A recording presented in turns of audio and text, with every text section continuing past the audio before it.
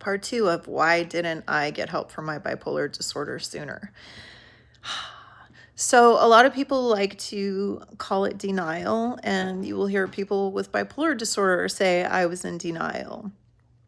And the internet says that we are in denial when we don't accept that we have a mental illness. But in psychosis, we experience a symptom that means we don't know we're sick called anosognosia. And they are still doing all the research on bipolar disorder. So when some of us have hypomanic episodes and we don't want to take our medication, I don't believe that that's all denial. I've heard people that I've talked to in my experience doing vlogs on bipolar disorder for 4 years now.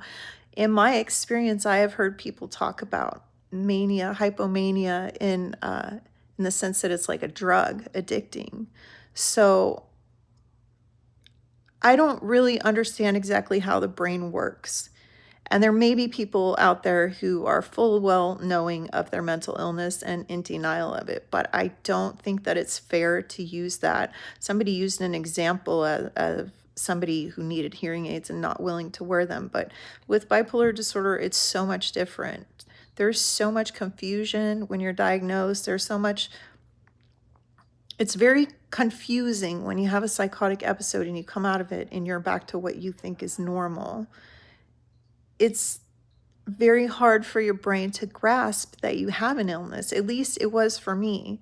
And I don't think it's fair to just call it denial. And another thing that this person said was that people with bipolar disorder, something along the lines is that they should be made to get help because they, by refusing to take their medication, put people in the way of their violent behavior.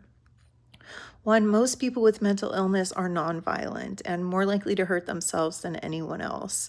And two, it's just not as easy as that. And I do believe that people who are having psychosis should be kept in a mental hospital until they are better.